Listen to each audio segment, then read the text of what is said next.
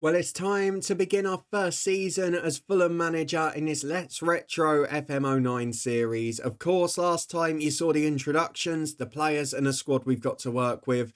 But regardless, it has been a very busy summer since. 4 new signings into the club, a lot of young players with incentivised transfers that could cost the club in the future. It is imperative that we stay in this Premier League and compete, and I think we've got the squad to do it. Today, though, we come up against the Chelsea side in a West London derby who have got quality in abundance. So we are going to have to be at our very best to get a result. And with this new look team and some young players added in, I'm not sure that they're quite ready for this occasion just yet.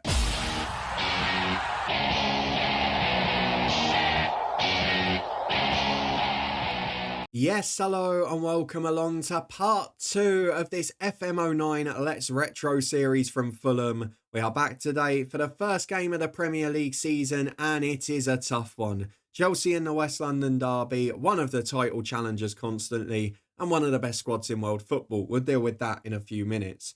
As you can see though, we are just under the wage bill. We have bought in a few players this summer and we have got a squad that I feel can probably compete for mid-table now. If you're looking forward to finding out if I'm right and we're seeing who we've brought in for this summer, as well as a number of staffing additions too, then please do put a thumbs up on the video.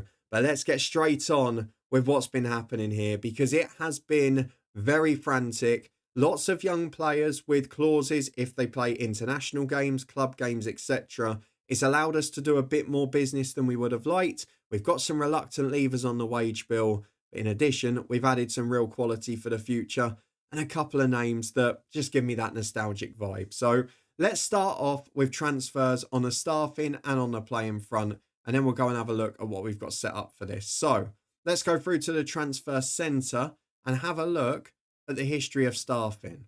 2 people have left the club who are club legends. They're good people, but they were rated poorly in this save, so we've had to let them go. Similar in FM09, as I've mentioned before, not huge limits on the staffing, so we can just add up as long as we don't go over the budgets. We started with the much needed fitness coaches. Gary Anderson, one of those with an 18 rating, very good. Eric Mombarts was a French youth coach. He's still the under-21 manager for them. He's also now a very good coach for us in his day job. John Richards came in as a much needed scout. Very good judgment of ability and potential and great working with young players too. So looks like he's going to be pretty handy. Frank McParland, also a very good one on that front. 17s across the board for him. The other person coming in to be a fitness coach is Andy Renshaw, the only one we paid for, compensation to Bolton. 20 for fitness coaching, very solid mentally. He's a fantastic addition to the staffing team. Jason Crook is another coach who, a bit better as an attacking one, working with young players at the minute.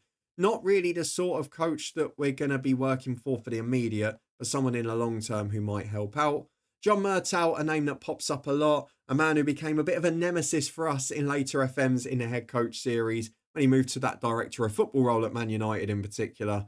But very good as both a scout and coach in this game. We've got him in as a technical coach, as a youth coach, and someone who can help our future generation.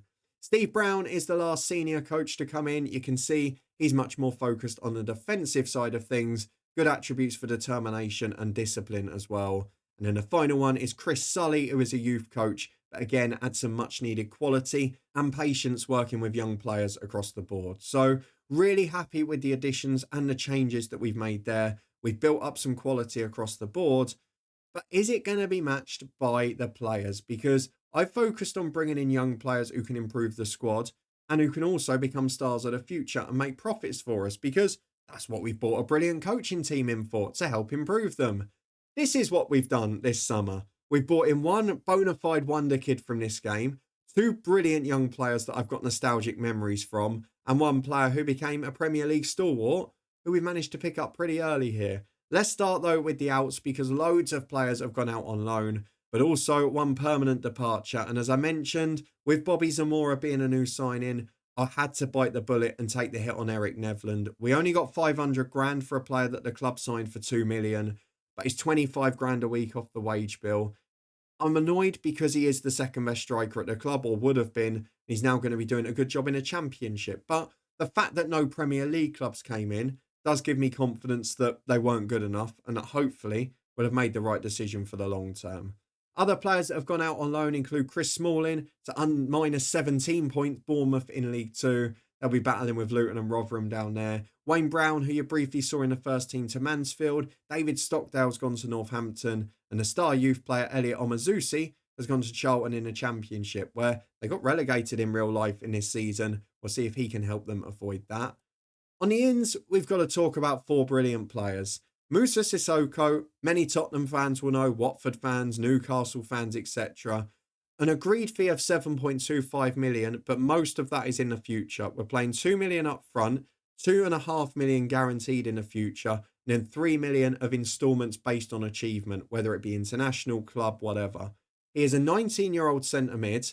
Part of the reason I've signed him, natural in the holding role, can also play centre midfield. We're going to sort of experiment with both of those this season. He likes to get forward whenever possible and shoot from distance, which he's not got the greatest long shot, so I hope he doesn't do too often. He's already improving in training. He's physically fantastic, and he's also a hard worker. He's got the core of being a really good pro, and if he can improve everything by a couple of attribute points, I think we might have a superstar on our hands, particularly when it comes to a replacement for Olivier Dacour, which is what I'm looking at for next season. Dacour's on loan for a year. Can we have a superstar by the time he leaves? That's the plan with Moussa Sissoko. And of course, he'll cover his injury in the short term.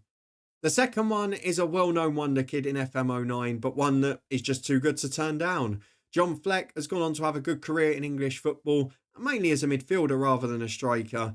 They're here for 2 million from Rangers. Again, 1.5 million of that is incentivised. We've only paid about 600 grand up front. Less than 10 grand a week.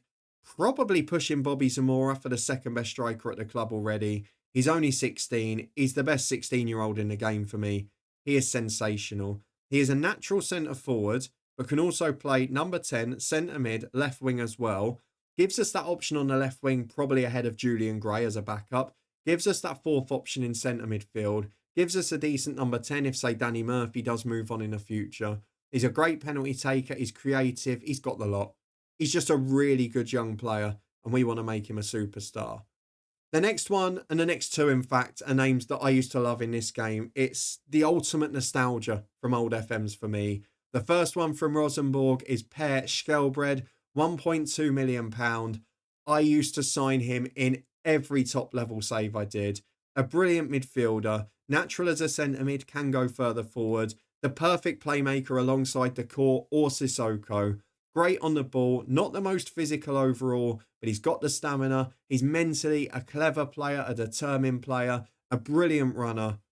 I love him. He's always a superstar for me. So Per Skjelbred will be a starting centre mid for us. And then we still needed to fix the problem on the left of midfield. And my word, have we done that. From Getafe for 3.4 million. Again, most of it in future incentives, depending on what he can achieve. Juan Angel Albin is one of my favourite ever FM players. A brilliant winger who used to be available for next to nothing. Technically magnificent, creative, he's got flair, he's got pace, he's got agility, he's got the lot. What I really like about him is his best position is probably number 10. He's natural at both. So for this year, he can immediately fix our left wing problem. And then next season, he could become the first choice number 10 if your Murphys, your Gearers, whoever else move on. And we can then go and sign another brilliant left winger because there's plenty of them in this year's game. 1 cap and 1 goal for Uruguay. Only 22 years of age. Room for improvement. Magnificent player. So the 4 signings we've bought in I'm very happy with. Probably 2 for this season and 2 for next season. There were a couple of others I tried to add. Another of my favourite FM09 signings was this guy who was always on the transfer list at the start. But unfortunately, he rejected us for Wolfsburg. Miguel Torres, who was on the transfer list for £2 million from Real Madrid. Unfortunately, he's gone elsewhere. Would have really improved our defence at right back. And I just hope we can find someone of that quality next year because him, alongside Hangeland and Konchesky, it would have started to look a little bit better. I'm still happy with what we've done though. We've got a very good squad at the minute. Let's have a look at where that leaves us overall because while the back 4 stays the same, there is good news on the contractual front because Breda Hangeland has extended his deal by a year. He's also got a £4,000 a week wage rise, but he is sticking with us for the long haul. Hopefully we'll survive so he can stay. And then we've also got decisions to make in other positions of the pitch, but we've got a better squad than we had before. With the Dacour injury, we've got a brand new centre midfield today, which isn't great for a game of this magnitude. And you can see for next season, defensively is where we're going to have to improve because Pansil, Konchesky and Hughes are now rated the 3 worst players in the starting 11. Let's go and get through to the new season though, with the finances largely intact, the bank balance looking pretty good, and a little bit more transfer work potentially on the horizon. If we do get an offer for Danny Murphy, I might take the deal. We can get a couple of million for a player of that quality, or 4 or 5 million for Simon Davis, or potentially money for Clint Dempsey or for John Pansil. That's when I start to look at a Manchester City team who have just had that massive takeover, are looking to improve their depth of their squad. If we can get above the odds for any of those players, I'd probably take it and rebuild elsewhere because it may then let me get a defender in before the window shuts. For now though, we're in a healthy enough position. I think we will stay up this year, but the first game is going to be one hell of a test for it. We've got a fortunate draw in the League Cup on paper against Carlisle, but today's all about Chelsea. So how will we get on? Let's get through and find out. Some interesting results on the opening days of the season. Not much that's probably going to shock you in there. Let's just go through to our team selection, where as you've seen already, we are playing a 4-2-3-1, one defensive-minded centre midfielder, 2 fullbacks that aren't going to go bombing on too much, and then a front 3 that I basically want to run beyond the striker. Andy Johnson is going to be making those moves into the channel. We're hoping that the likes of Skelbred, Dempsey, Davis, Murphy, whoever's playing up there can make the runs. But because we're playing against Chelsea, I've gone for a more physical team, which is why I've left Murphy out, because I need the people who are going forward to have the legs to get back the other way as well. It does mean we've also got experience on the bench in Murphy and Gira, in Callio and Store defensively, and Chris Baird is always a solid pro. So this is the 11 we've gone for. 3 new signings starting, one of those because of the Decor injury, is Mark Schwarzer in goal, Konchesky and Pansil the fullbacks, with Hughes alongside Hangeland as centre-half, Sissoko alongside Skelbred in the middle, Dempsey in front of them as the number 10, and then Davis and Albin out wide, Andy Johnson up front, and a solid bench, though I have gone for John Fleck above Bobby Zamora, who has not been training that well either. Let's go and submit the team for one of the hardest games of the season. If we can avoid defeat in this derby match, it will get us on side with the fans, and it will also make me feel far more confident about my bold mid-table prediction. Well, to give you a little bit of perspective about what we're up against here, it is a Chelsea team that features Peter Cech, Terry, Carvalho, Cole, Essien, Lampard, Ballack, Joe Cole and Nicolas Anelka. Malouda and Ferreira being the 2 weak links is not particularly bad, is it, at Premier League level? Both of them multiple title winners. We've got quite a few debutants because in addition to the 3 that we've signed, there is also Andy Johnson, John Pantil and Mark Schwarzer, who were just signed in that summer in real life. Chelsea have got a much more established team, and actually you look at their bench, the people that might make their debut, Deco, Quaresma and Ivanovic. It's not a bad level of substitute, is it? We've got a few on the bench as well, the likes of Atuhu, Callio, Store, Gira and Fleck. None of them have played for Fulham before. So let's go and tell the lads that they can win this game. I'll make you believe it, even if I don't. Into the first half we go. Let's see how we get on. Well, I feel I should mention here that despite the fact FM09 was the first year of the 3D match engine, it is absolutely appalling. So we're going to stick with 2D and the classic dots here as Sissoko nicks the ball off Ballack, puts Andy Johnson through. What a start that could be. It's a really good save by the keeper, and Ashley Cole just hoofs it behind under pressure. It's been all Chelsea in the early stages, but what we have seen is that we can poach the ball and we've got pace running in behind. Johnson's on the shoulder as Hangeland goes up, loses out. We've got 2 or 3 who are willing to make that run and hopefully give us a chance to break. We have got the match stats and the Fulham team ratings in the corner of the screen so you can see them. As Joe Cole breaks away, it would be bad if we conceded from our own corner. Cole goes into the box, cuts it back. Skelbred eventually gets it away. Ashley Cole keeps the pressure on to Michael Essien and Malouda. What a team this is. Into the box is a great challenge from Lampard. And I've got to say, Aaron Hughes, take a bow. They say you're not good enough. I don't believe it. Brilliant challenge from the Northern Irishman. We've still got defending to do as Hughes is up against Malouda, wins it again. Johnson is going to be doing a lot of chasing up there. Skelbred does well initially, finds Johnson. Can he hold it up? No touch for Albin off the left, but now he does get it. Duran Albin cutting in, he's giving it away. Joe Cole breaks away to Anelka. He's got space to run into. Konchesky can't quite get there. Second time, no, he does win it. And it's out for a Chelsea throw. Wonder if they've got Drogba on the bench, actually. Sissoko's penalised here for a trip. Are we edging towards the era where yellow cards start getting dished out for that? Let's wait and see. The youngster in his debut will not want a yellow card this early, particularly given the lack of depth we've got on the bench in this position. Yep, he's been given one. Of course he has. We're going to have to keep an eye on that situation. Chelsea definitely on top. Just checking we're on key highlights here. We are. We've seen a lot of this game already as Hangeland wins the first header. Dempsey beaten to it by Essien. And now Anelka again. Cuts back to Essien. Sissoko's in. Again, got to be careful of the red card. I'm really hoping that he doesn't do anything silly. It could be a very poor start to his life at Fulham. A quarter of an hour gone. We've survived it so far. I think you'd be fair to say it's looking sketchy though. As Anelka gets it on the left as we're camped in again. Back to the edge of the box. Well blocked. Aaron Hughes, I think it was again. Cole in this time towards Lampard. Skelbred and Hughes combine. Skelbred's the midfielder supposed to be going forward. Barely seen him outside his own box, but he nicks it there. Juan Albin can pick out a pass, but he's forced left. A little bit slow on his debut. There's a few nerves out there from the young players, and just taking that split second too long to make a decision. You know I don't normally like to bring in a lot of new players at once. I've not really got the choice here. There were so many at the club in real life, and the players we've signed are so much better, so we've just got to do it. We've survived the first quarter though. It's not been pretty, as Albin's got a free kick. Can we have a rare foray forward? Skelbred gets it from him, could play it again. Goes back to Dempsey, under pressure from Lampard. Dempsey shoots from distance, and that was beyond ambitious. We have had the best chance of the match, but since then, it's still been all Chelsea. Sissoko now picks up a knock from a Frank Lampard challenge. It looks like he's okay to carry on. And so far, I'm happy to be 0-0 after half an hour, because Chelsea will beat most sides this year. We're just over 5 to the break. It's been a very quiet 10 minutes, but Chelsea have got a set piece and they're up there with Ballack. Good block from Konchesky for a corner. Dempsey and Albin are really struggling. In fact, all three in that attacking midfield position. They just can't get in behind. There's not enough space at the moment. And we're not getting enough of the possession to try and catch them out. So I might have to adjust that at half time. Johnson's struggling as well. Just a really difficult position to be in. But we've gained a late free kick in the first half. Albin's on it. And he's miles over the bar. Not quite what we were looking for. If we can get to half-time at 0-0, as a relegation favourite against Chelsea, I think I'd be pretty happy with that. And we've done so. So, let's go and have a look at the team at half-time. We're going to keep encouraging them. They're doing really well. I might make one adjustment. And I'm going to go experience. Let's try and get Danny Murphy on the ball. We're going to do it so he's not going as far forward with the runs. We're going to leave him back in there.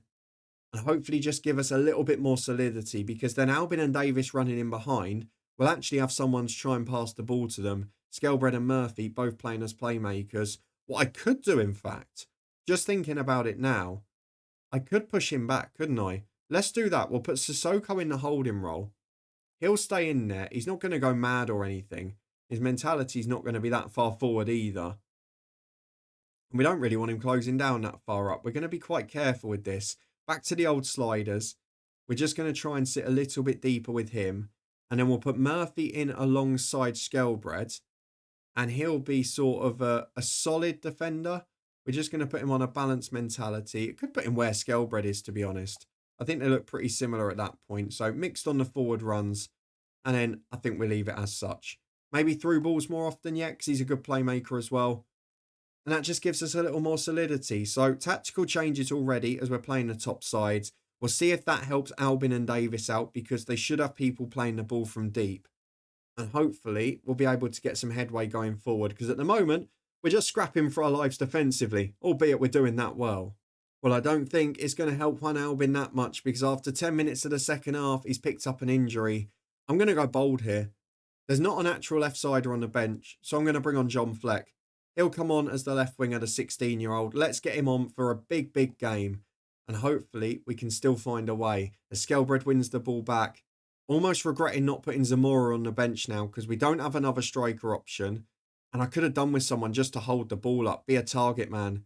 And I've not now got that, as Pansil plays long towards Albin. Could he make a final contribution before he goes off? Can he even keep it in? He does do that. Chance down the left, but as you can see, not much in terms of attacking support.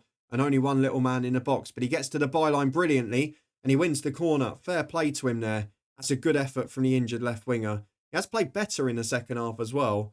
Unfortunately, though, he's not going to be able to play on for much longer. So John Fleck will be his replacement after this. But can he deliver a telling blow from the corner? Hangeland's up against Ashley Cole. Bit of a mismatch there. And just over the bar. Chelsea have dominated a lot of this game, but we have had the best 2 chances now. As we approach the hour mark, there's hope. It's only hope, but that'll do. As Ashley Cole wins it again for Joe Cole, and now Nicholas Anelka. Konchesky gets back at him, but he's beaten easily. Brilliant from the striker. Anelka to the byline, chance to cross in towards Essien, and he heads over as well. Almost conceded straight after I said hope. I'm looking at the final change option. Might have to be Gira for Davis, drop the wingers a bit deeper. We get to the final 15 or so. I might just cling on for the 0-0. And that option is going to be forced slightly earlier than planned because Simon Davis, well, I mentioned he was injury prone. I hope this one's not too bad because we can then sell him to City before it gets worse. But Zoltan Gira will come on. We'll put both of these like this. For those who followed the Hamilton save, this is what we did when we played against Celtic and Rangers. Just get those 4 across midfield and run as a block going forwards. Can we hold on for a 0-0? I think that's our best hope now. We're offering no support to an isolated Andy Johnson. As John Fleck flies back, he does really well, the kid. And Konchesky helps him out to get it behind for a corner. But what are we going to do with it? Because it's Florent Malouda to deliver. They've got Terry in there. They've got Carvalho in. Sissoko does really well. And Danny Murphy can hopefully clear it downfield. But look what's up there. It's a hoof towards Johnson, but there's nobody to support. Anelka's beaten to it by Hangeland, who defends really well. Now Skelbred, can he find the through ball? Johnson's offside. I can tell you already. Peter Cech's going to get there first, though. Big ball downfield. Hughes up against Franco Di Santo. What a blast from the past. Hangeland wins the second ball. There are 15 minutes to go. Sissoko's injured now as well. He's still fit enough to stay on, but he's 41% condition. How have we had so many injuries straight away?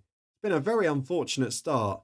Skelbred loses out to Lampard, but fights back to give it to Danny Murphy, and Gira provides John Pansil with the ball. Sissoko holds up in that defensive midfield role. Good ball to Murphy. Can he release his man down the right? He can. Zoltan Gira gets there. This would be the ultimate smash and grab into Andy Johnson, who peels off Alex. Andy Johnson scores.